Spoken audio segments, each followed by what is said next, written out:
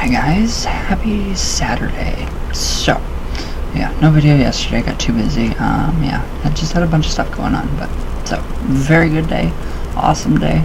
So, now today, last night I actually watched, the Curse of La Llorona, and I kind of did a little research and put together some notes and all that good stuff about the actual weeping woman that steals children. So, this is her story. I didn't know if there was anything based off the movie, but apparently there is. And we did get a sneak peek this morning. James Wan says that The Conjuring 3, well, actually Patrick Wilson said that The Conjuring 3 in 2020 will be something that we have never seen before. So that's something very exciting to look forward to. I can't wait to see what that mad genius has going on in his musical room upstairs. So yeah, there really is the Curse of La Llorona. So, say the name of La Llorona in Mexico and watch children run scared. So obviously this is something to scare them into going to bed at their regular time, to get them to do their schoolwork, or to get them to do what their parents want. So, scare tactic. Big time right there. So, alright, the wailing woman, or weeping woman, depending on who you ask, apparently committed suicide. Committed such a horrific act in her life that her spirit was then trapped on Earth in death. So, how do you actually get trapped? Earthbound. She's earthbound. So the movie portrays her as a demon, but then she's an earthbound spirit. So I'm not sure. So, she roams the world tormenting children, at least according to the bedtime tale whispered into kids' ears before they drift off to sleep. Alright, so actually the legend does date back hundreds of years, and it's crazy. With various stories popping up, from sightings to folklore TV appearances to film. So this is a pretty interesting one. I really like this. I really like Latino and Mexican folklore. It is incredible. It really is. And the curandero, the witch, that helped. It was amazing. That was just an incredible movie. So I need to watch that more. And that woman in there, she looks so familiar. There's something, just a familiarity about her. Alright, so the latest iteration comes with the Conjuring spin-off. But how is this a spin-off of The Conjuring? I mean, it really didn't have anything to do with it besides the priest. And okay, they do recommend the Warrens. So, and she didn't have enough time to save her kids. So, that explains everything right there. Alright, so the Curse of La Llorona, starring Linda something. Linda, whatever her last name is. I can't say her last name. What? Cardellini? She is amazing. There's just something about her that's really familiar. So, as a woman whose late husband was Latino and finds herself tormented by the spirit. So yeah, in the story though, her husband dies, and she finally believes her kids. So the story may be fairly straightforward in the film, but in reality, it's a complicated mix of tales, all depending on where you hear it. So we have the Curse of La Llorona, the true story, the gist of it, and the most typical version begins with Maria, a beautiful but vain woman who marries a rich man. So Maria and her husband have 2 children, but after a few years, their marriage hits a rough patch. So, let's see if we can connect the dots psychologically with this one. I don't know. So he begins to spend less and less time at home, ignoring her, but lavishing attention on her children. So his children too, though. So you would think that would make her happy, but evidently not. Okay, so one day when Maria was walking with her children, she sees her husband with another lady. Alright, so furious with what she has seen, she throws their children into the river, watching as they disappear. It's only then that she suddenly realizes what she's done and is filled with regret. So, this actually does. Maria. So, Maria runs down the riverbank wailing, mis hijos, meaning, oh my children, oh my sons. So she desperately tries to rescue them, but to no avail, so Maria then drowns herself, though others say she died of grief and remorse, which you can actually die of grief and remorse of heartache. It's proven. So, and she is buried in the village the next day. So, of course, that's not the end of the tale. Of course it's not.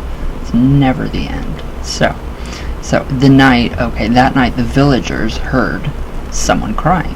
So it's Maria's voice asking, "Where are my children?"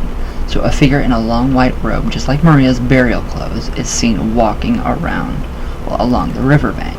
Right, so how does this connect to the Conjuring? In what way? Is this the wedding dress that they have, that they show in the movie? When Annabelle comes home, when Daniela is possessed by whatever it is that is attached to Annabelle, and she ends up in that wedding dress and tries to kill her friend Mary Ellen. So, where did I go? Okay, yeah, and then a figure in a long white robe, just like Maria's burial clothes, is seen walking along the riverbank. So this is really common. This is very common. So psychologically, it's very common too. Right, so some stories say when she arrived at Heaven's Gates, she was refused access, banished instead to purgatory on earth until she could find her children.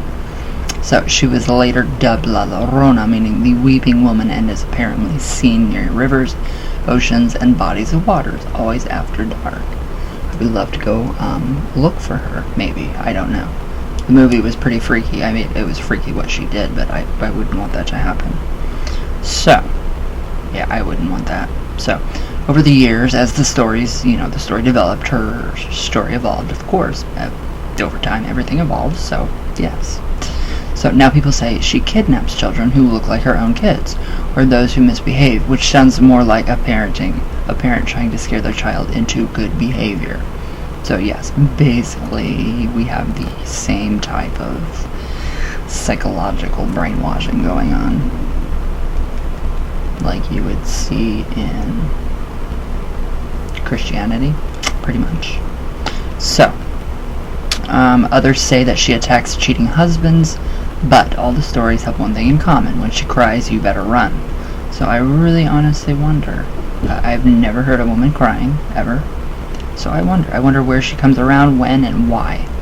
What would draw her to anywhere? A cheating husband, lost kids. So yeah, I have no clue. No clue. Alright, so where'd I go? Okay, so the La Llorona tale is the one that has been passed on generation after generation, waiting until darkness falls to scare their children before they sleep. So it's a scare tactic for your kids.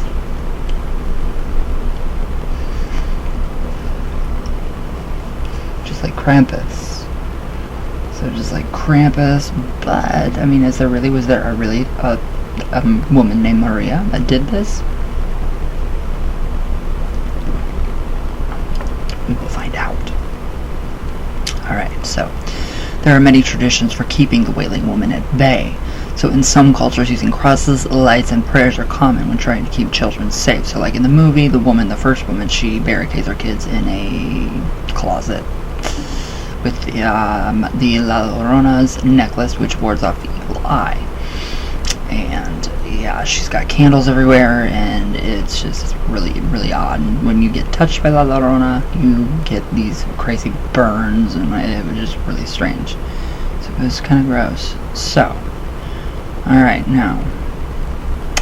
Okay, but the real La Llorona doesn't come in your home or car. She doesn't lurk like a zombie. She's a mother in pain. So she's a personification of grief.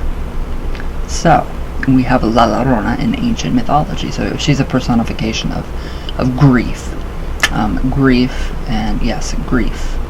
That would be a collective archetypal symbol. So grief, obviously, is, by Carl Jung, an archetype. So La Llorona would be part of that collective archetypal energy. Alright, so while Maria's story is the most common telling of the horror tale, the actual mythology goes back further to ancient Greece. Wow, I did not know this, and this is really cool, you guys. So the myth tells the story of how Hera, when she discovers Zeus's affair with Lamia, forces the demi-goddess to eat her own children. Alright, so the Mia then wanders the earth devouring children that she catches.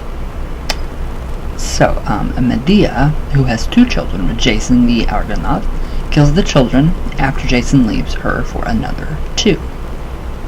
So, apparently, sightings of the Weeping Lady walking the streets were also reported more than a decade before the Spaniards arrived in the Valley of Mexico in 1519. So this does go really far back. So the folkloric myth of a woman lamenting loss of her children was and is a powerful message rooted in the value and cultures of the people. A myth, Cameron Tafalla, president of the Texas Institute of Letters, told Elle magazine, that transmits a valuing of children above all else, of regret and a search for redemption. So this is actually, pretty much all about children and, trying to save the kids and keep them out of harm's way, keep them out of, adopting them into good homes, instead of, letting them be in a domestic, a violent place. So it's pretty cool. It's actually really neat. Yes.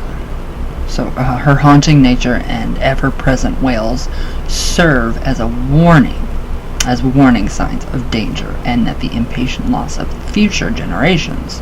So her story became so powerful it was made into a love song, La Llorona.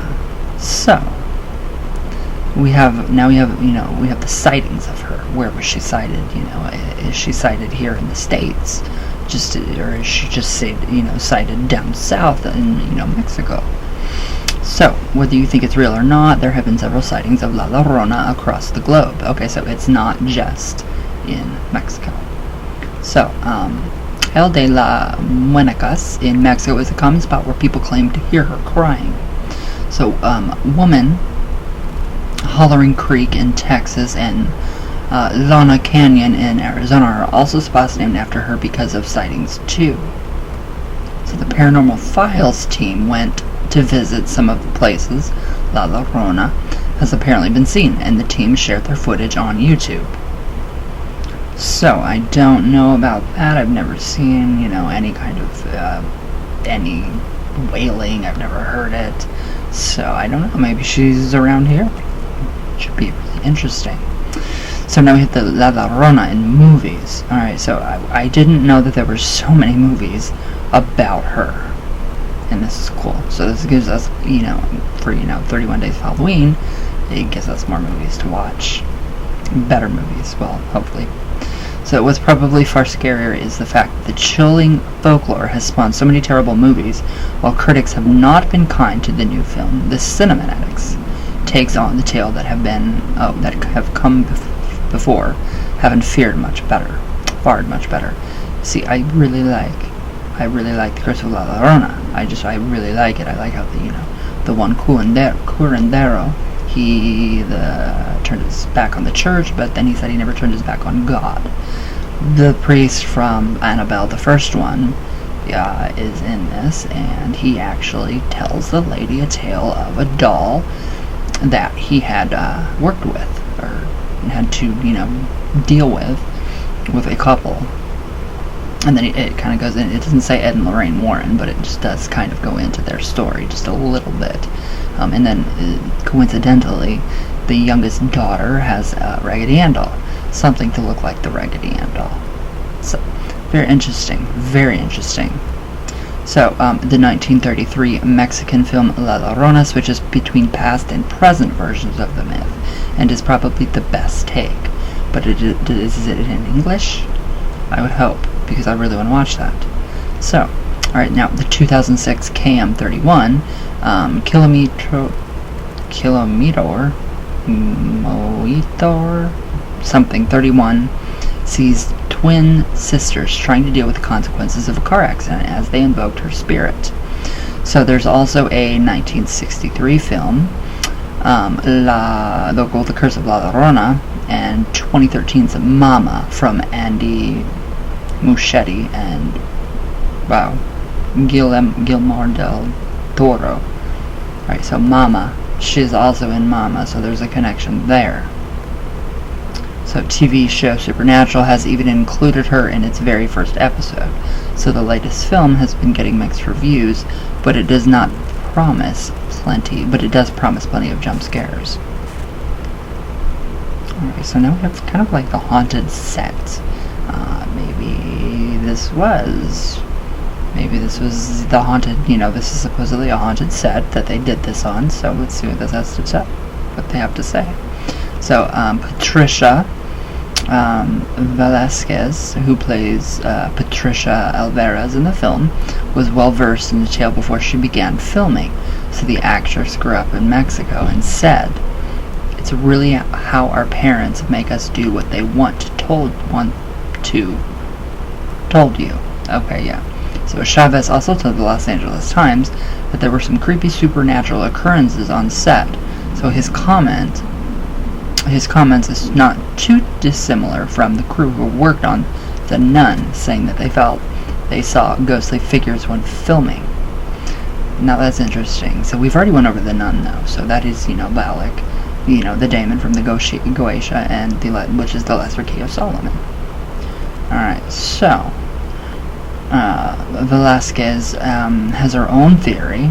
I think she says La Llorona was there just making sure we were doing right by her, she said.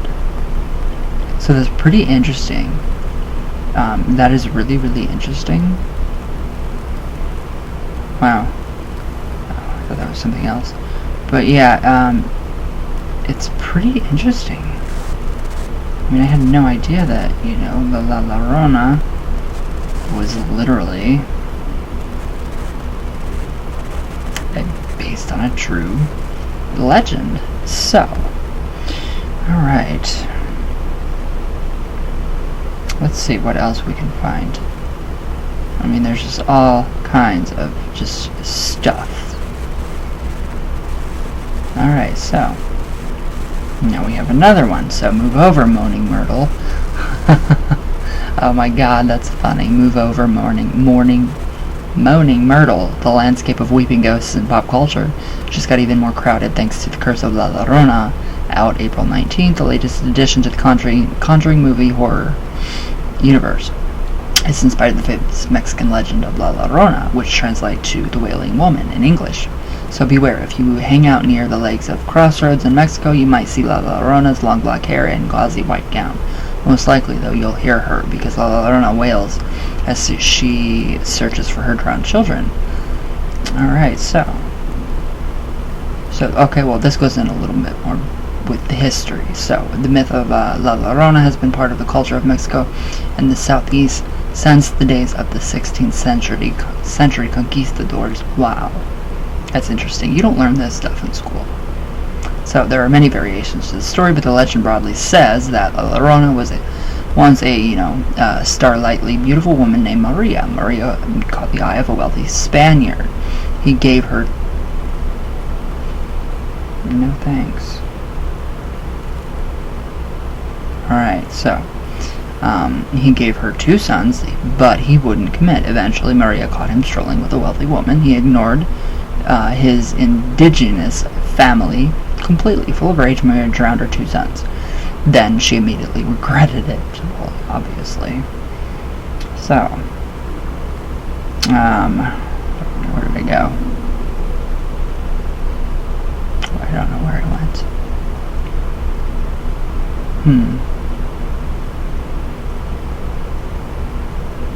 Okay, so then immediately regretted it. She wailed, she grieved, she screamed down the streets. Finally, she drowned herself too. So, alright, now we have a little more on here.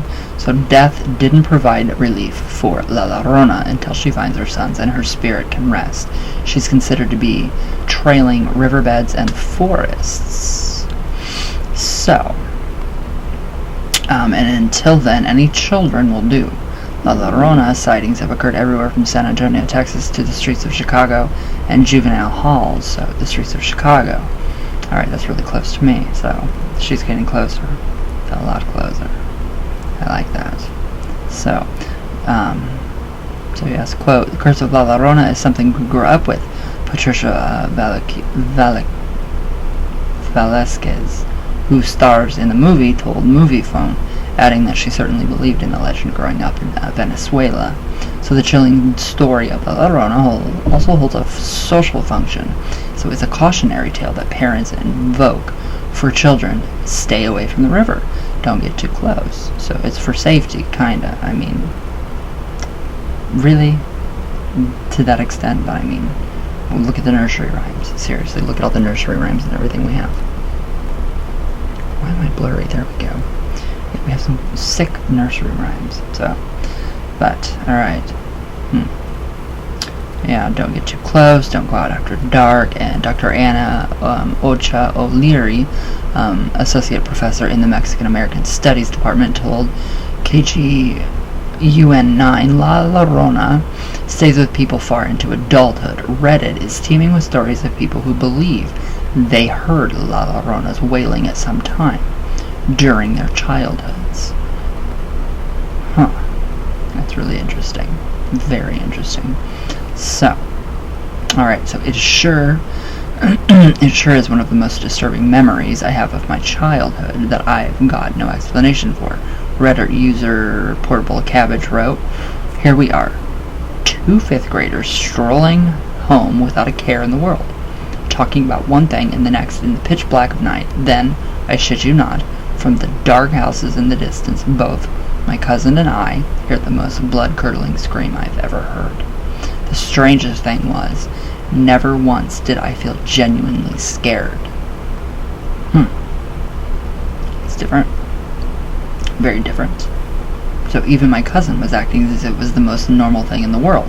We both knew it could not be a recording, yet neither of us panicked. I wonder why they did not panic. I wonder why, fear sunk in. So, in, paranormal, one man reports being up late with his infant son when he hears a strange noise. "I can hear someone crying, weeping, and moaning like a woman grieving somebody close who just passed. I jolt awake. I spin around fast, and that's when I see her. She's tall, dressed in all black, just like she came from a funeral." UTJ Shock wrote, "She is real." Alright, while the tale of La Llorona has been tied to the American Southwest region for 500 years. Wow. The Miss Central trope, a scorned woman killing her children, is not unique. It dates back to the ancient Greek myth of Jason and Medea. As the story goes, Jason brings Medea, a witch from Glaucus on the Black Sea, back to his home in Corinth. When Jason leaves Medea for a younger princess, Medea murders their 2 sons to get at Jason's heart. So unlike Maria, who turns into a ghost, Medea successfully flees on a chariot sent by a god in Euripides' version of the drama, especially. She gets away with it. So Euripides may have looked at Medea's situation with sympathy. Understandable, kinda.